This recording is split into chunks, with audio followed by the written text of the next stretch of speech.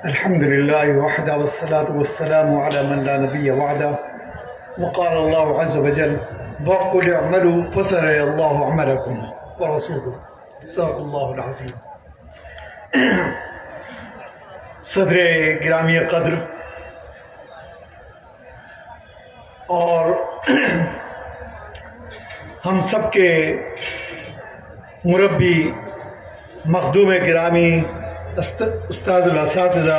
حضرت مولانا سید ارشد مدنی صاحب دامت برکاتہم العالیہ، صدر مدرسین دارالعلوم دیوبند و صدر جمعیت علماء ہند، برادر محترم و مکرم جناب حضرت مولانا سید محمود اسد مدنی صاحب دامت برکاتہم العالیہ، صدر جمعیت علماء ہند، اور اسٹیج پر تشریف فرما ملک و بیرون ملک کے مختلف خطوں سے تشریف لائے اصحاب علم و فضل حضرات علماء کرام، مشاہیر و مفکرین، السلام علیکم ورحمۃ اللہ وبرکاتہ۔ آج کا یہ جمعیت العلماء کا عظیم الشان رفیع الشان اجلاس اور اس کے مقصدی طور پر کامیاب انعقاد پر میں دل سے سب سے پہلے صدر جمعیت العلماء ہند اور تمام موقر اراکین اور جمعیت العلماء سے وابستہ ملک کے گوشے گوشے میں تمام افراد کی خدمت میں ہدیہ تبریک اور تہنیت پیش کرتا ہوں، اور بصورت دعا بارگاہ رب ذوالکرم میں دعا گو ہوں کہ اللہ تعالیٰ اس کے مثبت نتائج سے ہم سب کو بہرور فرمائیں۔ اس وقت جو ملک کی صورتحال اور جس پر ابھی مختلف تجاویز پیش ہوئی، وہ اس میں کوئی شک نہیں کہ بے حد تشویش انگیز ہیں، اور اس تشویش انگیز ماحول میں جس بیدار مغز قیادت کی بصیرت مندانہ اور حکمت آمیز اقدامات کی اور فیصلوں کی ضرورت ہے، وہ الحمدللہ جمعیت العلماء ہند سے ہمیں میسر ہیں۔ ہماری سب سے پہلی ذمہ داری یہ ہے کہ اپنی مرکزیت کو اپنے عمل سے، اپنے قول سے، اپنے افعال سے، اپنے اقدامات سے اور اپنے ہر عمل سے ہم اس کو تقویت بہم پہنچاتے رہیں،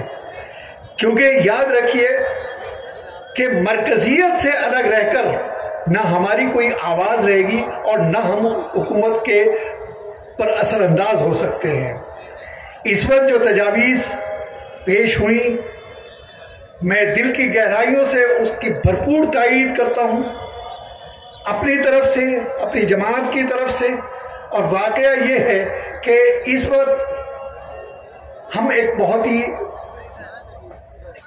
منتشر ماحول اور تشویش انگیز احوال سے گزر رہے ہیں، لیکن تاریخ اس بات پر شاہد ہے کہ یہ حالات کوئی نئے نہیں ہیں، بلکہ ہر دور کے اندر آئے ہیں، لیکن اصحاب عزیمت نے ہمیں سہارا دیا اور اللہ نے اپنے فضل اور کرم سے ان حالات کو گزار دیا، کیونکہ حالات آتے ہیں کچھ خیر کے پہلو لے کر۔ ہم تاریخ کا مطالعہ کریں تو اسلامی تاریخ کے اندر دو واقعات وہ ہیں کہ جس نے تاریخ پر بہت گہرے اثرات مرتب کیے۔ ایک امیر المومنین حضرت عثمان غنی رضی اللہ عنہ کی مظلومانہ شہادت، اور ایک واقعہ کربلا کی وہ عظیم سانحہ۔ اس میں کوئی شک نہیں کہ اس نے عظیم ترین سانحات تھے۔ اگر اللہ چاہتا تو خانواد نبوت کے ان افراد کو بچا سکتے ہیں، لیکن واقعات پیش آتے ہیں، کیونکہ قرآن بھی کہتا ہے لَن يُصِيبَنَا إِلَّا مَا كَتَبَ اللَّهُ لَنَا، یہ تقدیری امور ہے، لیکن جب وہ دور گزر جاتا ہے تو ہمیں اس کی حکمت اور اس کی مصلحت اور اللہ کے خیر کے فیصلے ہمارے سامنے آتے ہیں کہ اس میں کس قدر فیصلے خیر کے فیصلے ہوئے ہیں. کیونکہ ان دو واقعات کا اگر پیش نہ آتے یہ تو لاکھوں مسائل فقہ کے جو تھے وہ سربستہ راز رہ جاتے. کیونکہ فقہ جو ہے وہ مدون ہوا ہے مفروضات پہ نہیں بلکہ واقعات پر ہوا ہے. تو آج ہم جس دور سے گزر رہے ہیں یقیناً سخت ہے، لیکن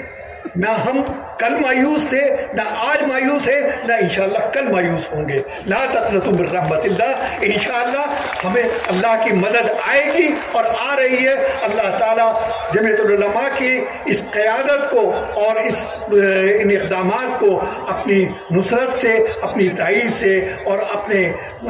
خیر کے فیصلوں سے بہرہور فرمائے. وآخر دعوانا ان الحمد للہ رب العالمین.